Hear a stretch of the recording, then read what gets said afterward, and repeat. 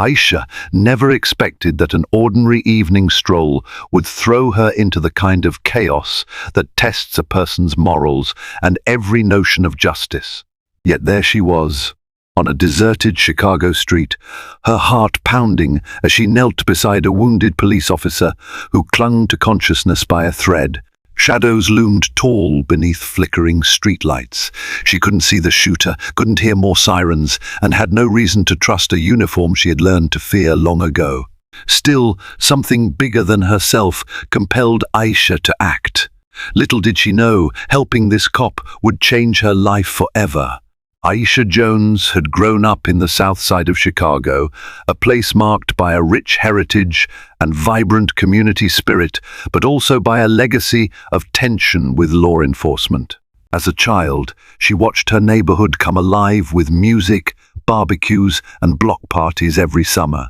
Older folks would tell stories about how the South Side used to be a powerhouse of African-American culture, the birthplace of jazz clubs and community activism. But overshadowing all that was the unspoken wariness most residents felt toward anyone wearing a badge. There had been too many incidents, too many sad stories, where unarmed black men and women ended up on the wrong side of a police gun or a trumped-up charge. Aisha had spent 29 years perfecting the art of blending caution with compassion. Her mother always taught her, don't let the world harden your heart. Do right even when others do you wrong. It was a motto etched deep into Aisha's psyche. She prided herself on being helpful and just, but she also prided herself on being smart enough to protect her own life. That evening, she had stepped out for a walk to clear her head after a frustrating day. Her father's health was declining again, the medical bills were piling up, and her job as a substitute teacher was barely paying enough to keep the lights on. The air was warm, yet a late summer breeze carried a hint of oncoming autumn. She breathed it in, wishing it could somehow blow away her problems. Turning onto 67th Street, she heard a muffled pop echo through the night. It sounded like fireworks, but the 4th of July had long passed. Her chest tightened with anxiety. Gunfire was not a rarity in her area, but it still startled her each time. She approached cautiously, scanning the street. Then she saw him. A uniformed police officer sprawled on the sidewalk, blood staining his shirt. Aisha's instincts screamed at her to hide or run, but her conscience propelled her forward. She glanced around, searching for the shooter, but the street was eerily empty. The only light came from the flickering bulb of a rundown corner store across the way. Beneath that light, the officer groaned in pain. She rushed to him. He was a white man, mid-30s maybe, with short brown hair and a fresh scar on his jaw. The name tag on his uniform read Donovan. His eyes fluttered open and he tried to speak. Words refused to form. His breath came in ragged spurts. Aisha reached for her phone to call 911. She felt foolish for a moment. Surely the dispatcher already knew, or maybe they didn't. Nevertheless, she dialed. "Yes, I have a police officer down on 67th and Greenwood." "He's shot," she said, her voice trembling. "Send an ambulance, hurry." Then she looked at him. He stared right back, as if shocked that someone had stopped. Blood trickled from a wound on his side, just below his bulletproof vest. She placed her hands over it, applying pressure like she'd seen done in first aid demos. He groaned again, but she didn't let up. "It's okay," she murmured. "Help is coming." It felt surreal. Helping a cop was the last thing she'd ever imagined herself doing. Memories of her brother Jermaine flooded her mind. Jermaine was locked up after a run-in with police officers who claimed he was part of a gang. The family believed he was framed. Regardless, Jermaine was now serving time at Statesville Correctional Facility, and Aisha harbored a deep bitterness toward the force. The uniform had become a symbol of heartbreak. But here she was, holding an officer's life in her hands. The ambulance sirens blared in the distance as she pressed on, ignoring the fear that churned inside her. She could feel his heartbeat flutter under her palms. The moment the paramedics arrived, they swept in, loaded the officer onto a stretcher, and carried him into the ambulance. A tall paramedic, sweat forming along his temples, asked quickly if Aisha was hurt. She shook her head. He offered to check her for shock, but she refused. "I'm all right," she said quietly. "Just help him." The paramedic nodded, looking grateful she had tried to stem the bleeding. Then the doors slammed shut, and the ambulance sped off, siren wailing through the narrow streets. Alone on the sidewalk, Aisha stared after the vehicle, her hands still trembling. She was left with the haunting echo of her own moral code: do right, even when it's not easy. Aisha didn't sleep well that night. She kept picturing the officer's face contorted in pain. In the morning, her phone buzzed with unknown callers. Fear clenched her heart at the thought of the police trying to contact her. She hesitated, but eventually answered. It was the Chicago Police Department's investigating officer, Detective Ramirez, who wanted to thank her for what she had done. Ramirez also asked if Aisha was willing to give an official statement about the shooting. Though uneasy, she agreed. That afternoon, Aisha walked into the nearest precinct, her stomach tight. The walls reeked of stale coffee and disinfectant. A few officers glanced at her, some with curiosity, others with a semblance of respect in their eyes. The desk sergeant directed her to a small office where Detective Ramirez, a middle-aged Latina with kind eyes and a firm handshake, waited. A badge reading Ramirez adorned her belt. "Thank you for coming, Miss Jones. Please have a seat," Ramirez said, gesturing toward a metal chair. "Of course," Aisha answered, sitting stiffly. Ramirez asked her to recount every detail of the previous night. Aisha explained that she heard a pop, investigated, and found Officer Donovan on the ground. She described calling 911 and applying pressure to the wound. Ramirez scribbled notes and nodded thoughtfully. "Have you or your family ever interacted with the police before?" Ramirez asked. Aisha felt her chest tighten. "My brother, he's incarcerated," she confessed. But that didn't matter in that moment. "He's still a person in need." Ramirez offered a small smile. "I understand. What you did took courage." She closed her notepad. "Officer Donovan survived the night, largely thanks to you. He's in critical condition at Mount Sinai Hospital, but the doctors say the odds are in his favor."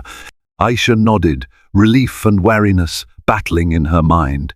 Once the formalities ended, Ramirez walked her to the exit, promising to let her know if they uncovered anything new about the shooting.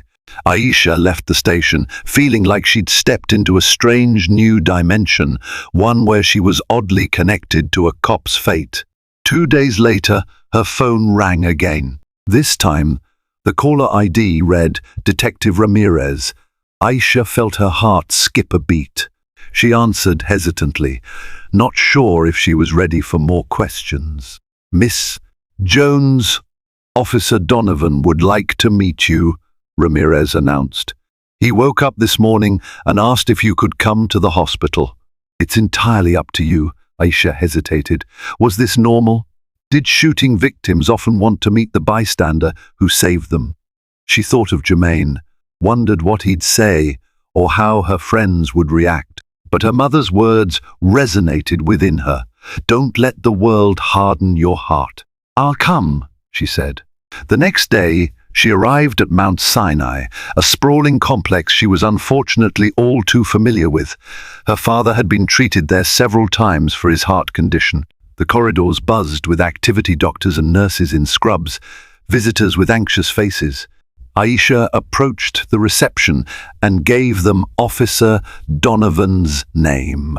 Inside Donovan's private room, the sterile smell of antiseptic wafted around.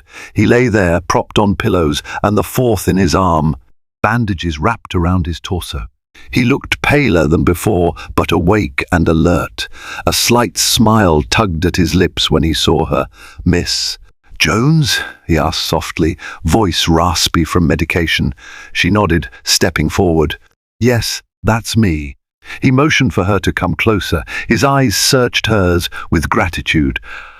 I wanted to thank you personally. Detective Ramirez told me you saved my life, pressed on my wound until the paramedics arrived. You didn't have to do that. Aisha swallowed, feeling awkward. I just did what anyone would do. I heard the gunshot. I couldn't leave you there. Donovan inhaled shakily. Well, not everyone would have done it, especially these days, especially in that neighborhood. But you did, and I owe you. She noticed he looked genuinely thankful. Could she trust him, though? She recalled the cynicism she had built over the years, but a sense of empathy washed over her. He was still a human being, fighting for his life in a hospital bed. He told her his first name, Chris. Then he asked about her life, seemingly curious. She spoke in guarded terms, just enough to be polite. She mentioned being a substitute teacher, her father's fragile health, and left out her brother's incarceration. She wasn't prepared to go there yet. Chris Donovan's cheeks reddened slightly as he cleared his throat. I know it's weird to ask, but if you ever need anything, let me know. I'm not in the best shape right now, but I'd like to repay the favor. Aisha mustered a small smile. I appreciate that. I'm just glad you're going to be okay.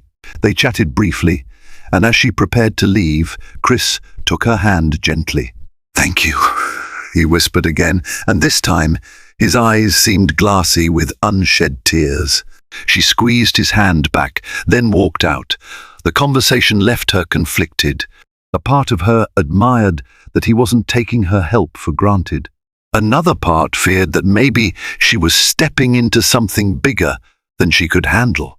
After all, the bullet that nearly killed Chris Donovan was fired by someone, and presumably that shooter was still out there. Within a week, Aisha had resumed her routine, but she found herself thinking about the wounded officer. A few days later, her father's medical bills arrived, a reminder that money was dangerously tight. Then an envelope showed up in her mailbox, unmarked. Inside was a cashier's check for $2,000 and a note in messy handwriting, "For your kindness, CD." Aisha froze in her tiny living room, the check trembling in her hand. She considered sending it back, but realized she had no address for him. Should she keep it? She was conflicted.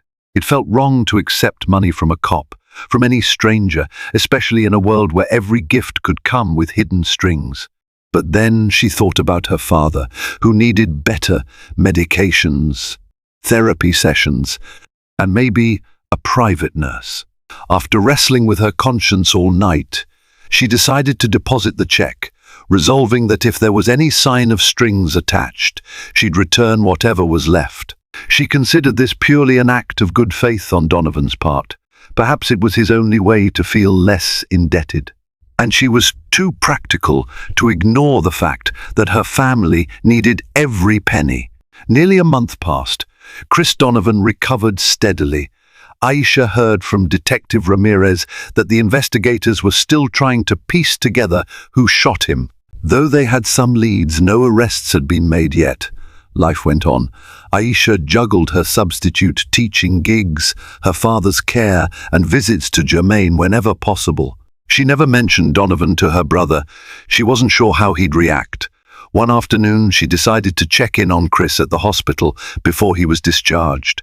She found him in better shape, sitting up and flipping through channels on the small TV. He seemed genuinely happy to see her. After a bit of small talk, Chris began asking her about her neighborhood, about how the kids in her classes responded to law enforcement. It's complicated, she admitted, picking at the cuff of her sweater. A lot of them have grown up distrusting police. Some have never interacted with an officer outside of a tense situation. Chris nodded, his brow furrowed. I want to change that. Maybe I can speak to them, show them not all cops are enemies, especially those who want to help. I feel like I can do more now. Maybe community outreach. Aisha bit her lip. She had no idea if that was a good idea. But she saw a spark in his eyes that almost looked sincere. Just then, the door opened. A tall man in a dark suit stepped in. Something about him screamed official. He introduced himself as Sergeant Bill Stevenson from Internal Affairs. Chris tensed. Aisha could feel the mood shift instantly. Sergeant Stevenson made direct eye contact with her. "I need a moment with Officer Donovan. Official business." Aisha wasn't sure why, but a chill ran down her spine. Chris nodded at her, forcing a smile. "We'll catch up later, all right?" She nodded back and left, though the hallway door remained ajar a crack. She couldn't help but overhear fragments of their exchange. Stevenson's voice was calm but firm, still investigating. "Protocol. We have concerns about your involvement with certain cases. The shooting might be tied to..." Chris cut him off. "I told you I had no choice. They threatened me." Stevenson continued, voice lower now. "God could have approached us. Instead, you took matters into your own hands. That's not how we do things. We want full cooperation." Aisha's heart pounded. What was going on? Was Chris under investigation himself? She left before she could be caught eavesdropping, but the mystery gnawed at her. The next day, she found herself scouring local news, searching for anything about Chris Donovan. Eventually, she found an old article buried in a neighborhood blog. Officer Christopher Donovan had been named in several complaints, mostly from families in lower-income neighborhoods, accusing him of trumped-up charges and intimidation tactics. Aisha's breath caught in her throat. Was she reading about the same man she'd saved? The same man who had sent her a check for her father's medical bills? A swirl of confusion and dread churned in her stomach. In the weeks that followed, Chris Donovan was discharged from the hospital. Aisha debated whether to confront him or simply let it go. But she had grown entangled in his life ever since the night she saved him. She felt she needed to know the truth, to understand who he really was, if only to protect herself. One evening, she found the courage to dial the number Chris had used to call her once he'd left a voicemail, thanking her for depositing the check. When he answered, his tone was warm, almost relieved. "Aisha, I'm glad you called. How are you?" she swallowed. "I'm fine. Listen, can we meet somewhere? I have some questions I need to ask." He paused. "Sure, of course. Name the place." Aisha suggested a small cafe near the Magnificent Mile, reasoning it was public enough to feel safe. The next afternoon, she walked into the cafe, scanning the tables for him. He sat in the corner, wearing plain clothes for once, jeans, a dark jacket, and a cap. If you didn't know better, he could pass for an average Chicagoan on a casual day out. But once she approached, the gun on his belt barely hidden under his jacket confirmed he was still armed. He smiled and stood briefly to greet her, but she remained stiff. He sensed her tension and sat down again, gesturing for her to take the seat across from him. For a moment, neither spoke. Finally, Aisha broke the silence. "I want to know why Internal Affairs is investigating you. Why your name pops up in articles about questionable arrests. Why you were shot in that neighborhood." He blanched, lifting his coffee mug with an unsteady hand. "You heard about that?" She nodded, heart pounding. She tried not to show any fear, but inside she was unraveling. "Yes. So, is any of it true?" Chris sighed, setting the mug down. "I'm not proud of my past. I grew up in a family of cops. My father was CPD. My grandfather was CPD. When I joined, I saw how some neighborhoods were being overrun by drugs and violence. But I also saw corruption within the force, saw how we were pressured to meet quotas, to get arrests, no matter what it took." Aisha inhaled sharply. "That doesn't justify harassing innocent people." He ran a hand over his scarred jaw. "Look, I was young, impressionable. Some older officers taught me methods that were questionable. They'd plant contraband, coerce confessions. Eventually, it was routine. I went along with it." His eyes glistened with regret. "But I started feeling guilty. I wanted out. That's when Internal Affairs got wind of it. Instead of turning me in outright, they offered me a deal: cooperate, give them evidence on other dirty cops. I agreed. Aisha stared at him in stunned silence. So he was a dirty cop who became an informant for internal affairs. She felt cold. The memory of Jermaine's arrest flared painfully in her mind. She thought of all the people whose lives had been ruined by manipulative officers. Chris's voice cracked as he tried to continue. Recently, I was feeding them information on a group of officers involved with local gangs officers who looked the other way for a cut. That's probably why someone shot me. They found out or suspected I was a snitch. He exhaled heavily, as if unburdening a huge weight. That's the truth. I'm not a perfect cop. I did wrong things, but now I'm trying to make it right. I promise. Aisha's chest felt tight, anger and sympathy at war within her. Here was a man who had, by his own admission, taken part in the corrupt system that likely contributed to people like her brother being locked up. But now he claimed to be turning over a new leaf. Was that enough? She wanted to lash out, to accuse him of hypocrisy. But the words stuck in her throat. She thought of how she had saved his life. She remembered that moment of raw fear and compassion in the dark street. Finally, she said, "Do you know anything about a man named Jermaine Jones?" "My brother."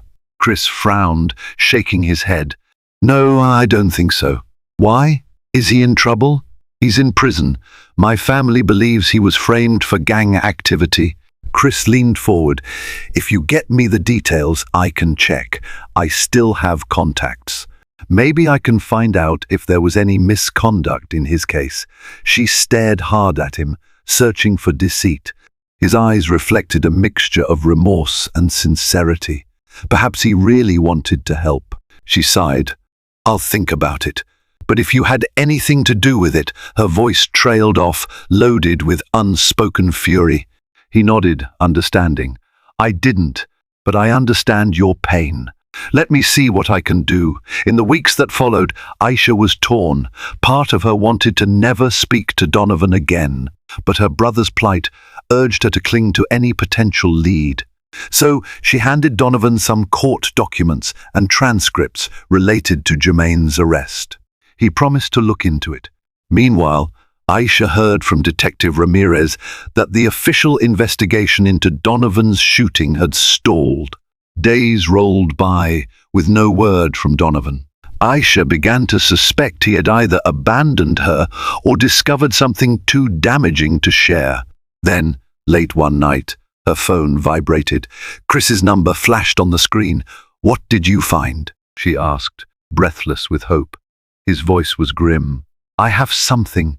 Can we meet at the same cafe tomorrow? It's important." She arrived at the cafe the next day, her nerves frayed. Chris, already seated, looked paler than usual. He placed a manila folder on the table. It was stuffed with documents that bore the official CPD logo. Aisha's stomach churned. "I found evidence your brother was set up," he began softly. "An officer named Frank Mitchell claimed he spotted your brother handing off drugs to a gang member. But the internal memos suggest that Mitchell worked with an informant who fabricated statements to close multiple cases quickly. Your brother's was one of them." Aisha's heart soared finally, evidence that could exonerate Jermaine. Yet fear tempered her excitement. "Then we can prove he was framed, right?" Chris lowered his gaze. "It's not that simple. Mitchell is well connected. The attorneys might fight this. But if we get these documents to the right lawyer, Jermaine could have a shot." Tears welled in Aisha's eyes. For the first time in years, she felt genuine hope for her brother. She leaned back in her chair, exhaling in relief. "Thank you, Chris." She rarely used his first name, but in that moment, gratitude overpowered her reservations. However, as she flipped through the folder, something else caught her eye. A name in the files, Officer C. Donovan, a date from years ago. She scanned the line. It detailed a raid in which Donovan had participated, arresting several suspects in a case eerily similar to Jermaine's. Same gang, same tactics. She froze, reading the next lines. The suspect, a 19-year-old black man had been shot in the leg during the raid. The official report stated the suspect reached for a weapon, but witnesses claimed otherwise. The suspect ended up paralyzed. She looked up, her eyes brimming with disgust and betrayal. "You were part of this? You told me you didn't know anything about my brother or these cases." Chris's eyes flickered with panic. "That's a different case, not your brother's. I was a rookie then. I was following orders. He reached out to her, but she recoiled. Following orders? You've ruined lives," she hissed, outraged tears threatening to spill over. "How many more are there, Chris? How many other Jermaine Joneses did you help lock up?" He opened his mouth to speak, but found no words. Instead, he offered a pitiful stare that only fueled her anger. Her mind replayed the moment she had found him bleeding on the sidewalk, how she had saved him. She suddenly felt nauseous. Had she saved a monster? She gathered the documents about Jermaine, ignoring the rest. "I'll take these, but don't think for a second I've forgiven you. You caused so much pain to families like mine. If I had known who you really were that night." She stopped herself. She couldn't say what she might have done differently, but regret gnawed at her. Chris tried to stand. "Please, Aisha." She stormed out before he could finish, tears blurring her vision. Outside, she pressed the manila folder to her chest, as if protecting it like a fragile lifeline for her brother. She felt no pride, only heartbreak and a twisted sense of fate. She had saved the life of someone complicit in the very system that tore her family apart. That night, Aisha wrestled with her emotions. She hated what Donovan had done, but she clung to these documents. They were the key to her brother's freedom. Without them, Jermaine might never see justice. She also wondered if using evidence obtained by a dubious cop would hold up in court. When her father heard of this breakthrough, he was cautiously optimistic. "We'll get a good lawyer," he said, clutching her hand. "We'll give Jermaine a chance."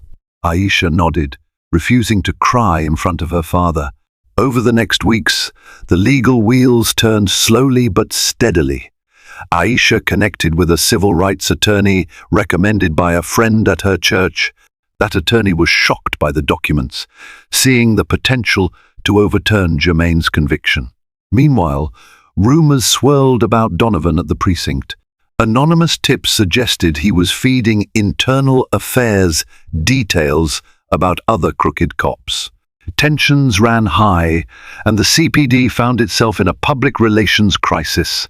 Then, one evening, Aisha returned home from an exhausting day of teaching.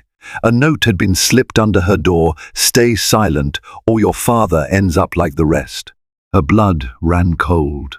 This was a threat aimed at her father's well-being. She immediately suspected it was someone who wanted her to drop any attempts at exposing the corruption that had imprisoned Jermaine. Or perhaps it was an accomplice of Donovan's, or someone from the same ring. Terrified, she called Detective Ramirez, who recommended increased security and insisted that Aisha stay with relatives until they could guarantee her safety. Aisha refused to leave her father alone. Instead, she asked a cousin to move in temporarily and help keep watch. Despite the threat, Aisha pressed on, working with her attorney. Word reached Donovan as well, who called her in a panic. She almost didn't answer, but eventually did. "Someone threatened you, didn't they?" he asked immediately. Aisha's chest tightened. "Yes, you act like you didn't expect it," Chris sighed. "I tried to warn you. These guys are desperate to keep a lid on everything. They'll do whatever it takes. I'm giving internal affairs more intel, but it's risky." Aisha closed her eyes, trying to keep anger from overwhelming her. "Just do your job and fix what you helped break." She hung up, tears rolling down her cheeks. A few days later, a startling piece of news rattled the city. Sergeant Frank Mitchell, the officer who had framed Jermaine, was found dead in his car, the apparent victim of a targeted shooting. Investigators speculated it was gang retaliation or an inside job. Regardless, he was gone, taking some secrets with him. The entire network of dirty cops began to unravel, leaving Donovan in even more danger. Hard karma seemed to be hitting everyone involved. The tension soared, and eventually the same criminals who Donovan had once colluded with turned on him. Another attempt on his life took place one night outside a convenience store. Donovan survived, but this time he was forced into protective custody while Internal Affairs built a major corruption case. Meanwhile, Aisha's father's health deteriorated again. The stress of the threats and the worry over Jermaine weighed on him heavily. Aisha prayed that her father would live to see Jermaine walk free. She also prayed for her own strength to keep going, to not let the terror paralyze her. At last, after several harrowing months, Jermaine's case came before a judge. Backed by the evidence from Donovan's file and a thorough presentation by Aisha's attorney, Jermaine's conviction was overturned. He was released from prison. The day he stepped out, blinking in the sunlight, was the day Aisha felt a piece of her soul heal. She ran to embrace him, tears streaming down both their faces. "That cop Donovan he helped?" Jermaine asked in disbelief. Aisha nodded, hugging him tighter. In a messed-up way, yes. "But never forget what he did before. He's not a hero in my eyes, just someone who finally did the right thing." Jermaine sighed. "I hear you, but at least I'm out now. Let's move forward." Yet the story didn't end there.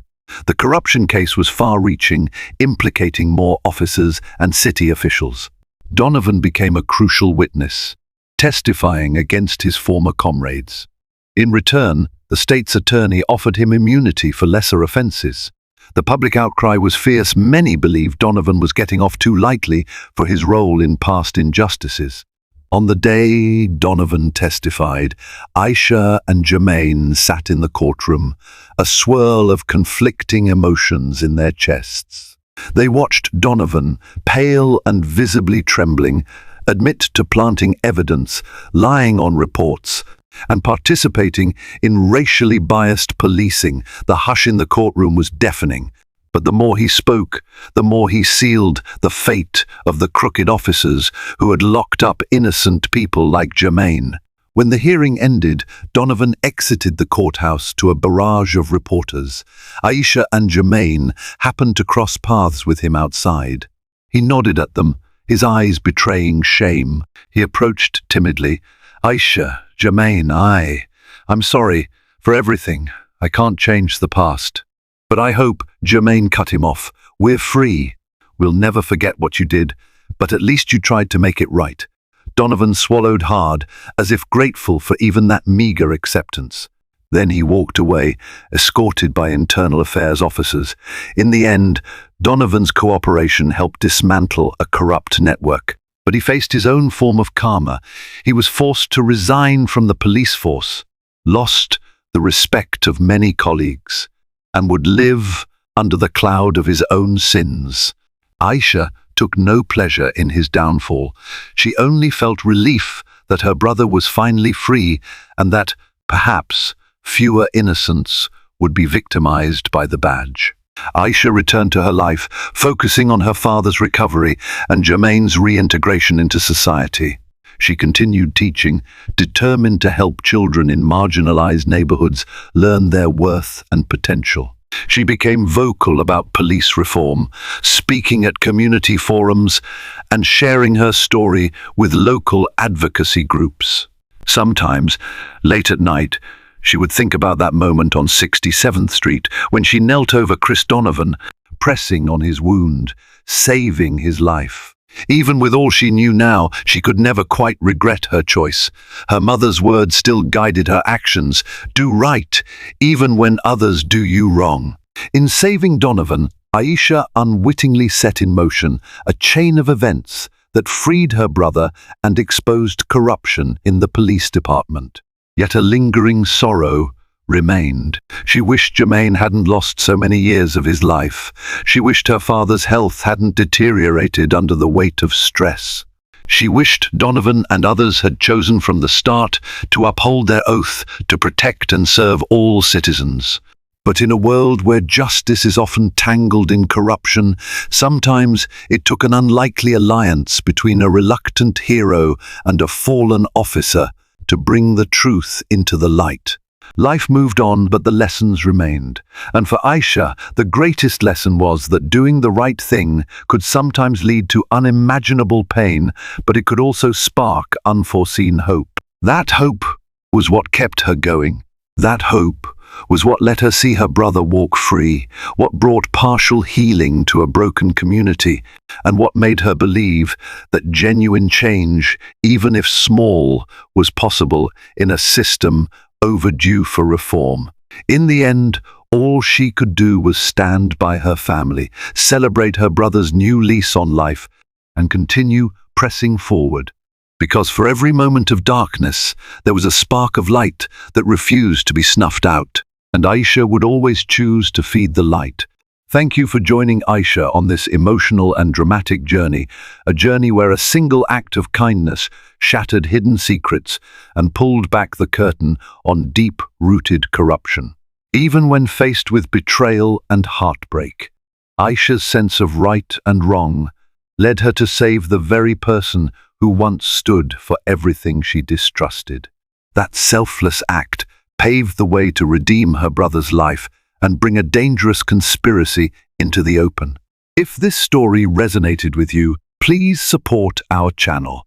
Like, share, and subscribe to help us continue bringing you powerful narratives that remind us of the transformative power of truth and compassion. Your engagement makes it possible for us to uncover more stories like Aisha's stories of courage, redemption, and the unwavering belief that one person's actions can spark real change. Together, let's spread hope and stand up for justice.